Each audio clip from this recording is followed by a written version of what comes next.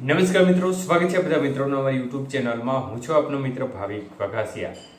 તો મિત્રો, આ વિડીયોના માધ્યમથી આપણે વાત કરવાની છે આજે ગુજરાતના કયા કયા વિસ્તારમાં વાતાવરણમાં પલટો આવી શકે છે, કયા વિસ્તારમાં માવઠાની શક્યતાઓ દેખાઈ રહી છે. સંપૂર્ણ માહિતી જોઈએ તે પહેલા જે પણ મિત્રો નવા છે તે ચેનલને સબસ્ક્રાઇબ કરી લેજો. તો મિત્રો, ખાસ કરીને ગઈકાલે આપણે જે આગાહી આપી હતી તે મુજબ છૂટી છવાઈ વરસાદની ગતિવિધિ જોવા મળી હતી, જેમાં ગઈકાલે બપોર બાદ ડભોઈ આસપાસ વાતાવરણમાં પલટો જોવા મળ્યો હતો અને વરસાદી માહોલ એ વિસ્તારમાં જોવા મળ્યો હતો. અને બોર્ડર કાંઠાના વિસ્તારમાં પણ વાતાવરણમાં પલટો વચ્ચે વાદળછાયું વાતાવરણ અનેક વિસ્તારમાં જોવા મળ્યું હતું. ત્યારે ખાસ કરીને આજે વાતાવરણમાં થોડો વધારે ફેરફાર થવાની શક્યતાઓ દેખાઈ છે. ત્યારે આજે ખાસ કરીને ગુજરાતના કયા કયા વિસ્તારમાં વાતાવરણમાં પલટો આવવાની શક્યતાઓ છે તે જોઈએ. તો દક્ષિણ ગુજરાતના ભાગોની વાત કરીએ તો દક્ષિણ ગુજરાતમાં એમપી અને મહારાષ્ટ્રને લાગુ જે બોર્ડર કાંઠાના ભાગો છે, જેમાં નર્મદા છે, તાપી છે, ડાંગ, આહવા, સાપુતારા સહિતના જે ભાગો છે, આ વિસ્તારમાં વાતાવરણમાં પલટો આવે અને છૂટાછવાયા વાદળો છવાય અને અમુક વિસ્તારમાં વરસાદી ગતિવિધિ છૂટાછવાયા ભાગોમાં જોવા મળે.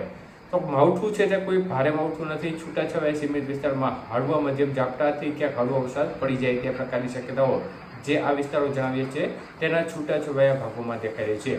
અન્ય દક્ષિણ ગુજરાતના ભાગોમાં પણ ક્યાંક ક્યાંક વાદળછાયું વાતાવરણ જોવા મળે અને ખૂબ જ સીમિત વિસ્તાર, ઓછા વિસ્તાર હોય જ્યાં આવી ગતિવિધિ મતલબ કે છાટાછૂટી જોવા મળે. ખાસ મોટી સંભાવના બીજા વિસ્તારમાં ઓછી ગણી શકાય.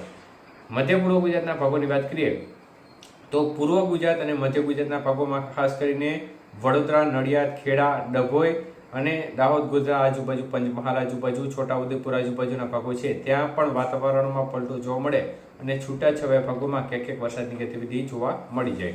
વિસ્તાર ઓછા હશે પરંતુ એ જે વિસ્તારો જણાવીએ છીએ તેમાં થોડી સાવચેતી રાખવી. અન્ય વિસ્તારોમાં ખાસ કોઈ મોટું જોખમ મધ્ય પૂર્વ ગુજરાતના ભાગોમાં દેખાતું નથી.